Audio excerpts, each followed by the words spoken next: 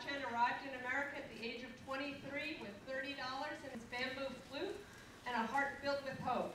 He attended Columbia University School of Law on a full scholarship, and upon graduating, worked on Wall Street. We all feel very comfortable where we are, but I want to say to you that don't be that agitated self, agitating yourself to a higher challenge and broader vision, because it's very easy to feel comfortable in one cozy place, but that cozy place is only your launch pad. And this new age is this small. We have to see no borders. We have to see no limitations. I think we should be brave, be courageous, and embrace that kind of challenge. Well, when I say be a global citizen, which is one thing, is that it's good for your career, first of all, which is for your selfish reason, but it's also good for the world. Because once you have been to a lot of countries, or another country, just another country, you really, really begin to understand what it means to be a foreigner, what it means to be an outsider.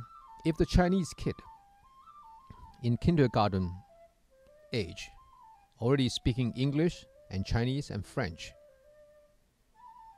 in 10 years, he or she is going to take your job away.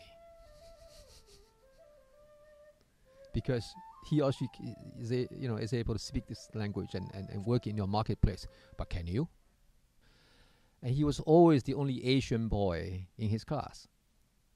And he always said, I'm a minority. And I say, dude, come on. You are not a minority.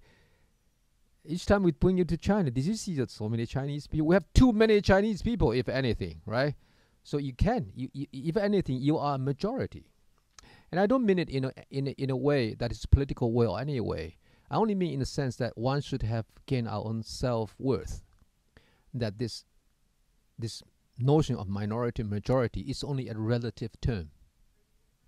You are in one culture, you are minority, in another you are not.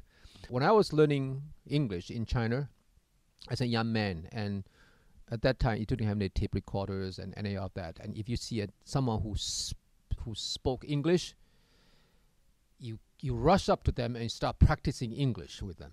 But I think they should let themselves be exposed to this culture now that you are here, and they will, and they should also open up to embrace this notion of American political system as well.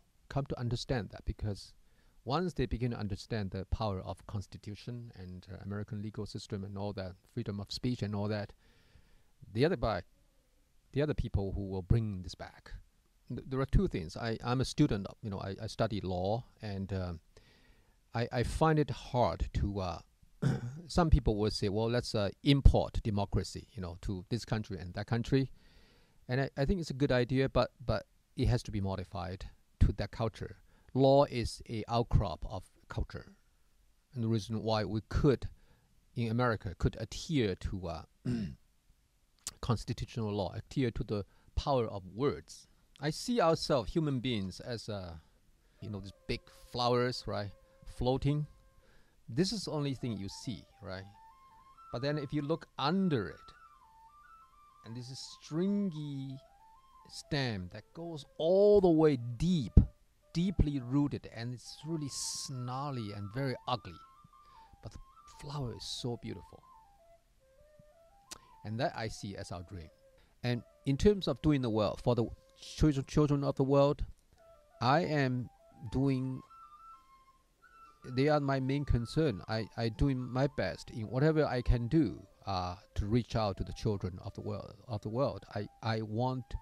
I help them, and I want to help them more in the things I do, in the way I do it, and they are the only thing that make me really happy. Seriously. So, if you keep the mountains, you will never run out of the fuels to burn. The mountains will grow the trees, therefore you have the wood to burn in your fireplace.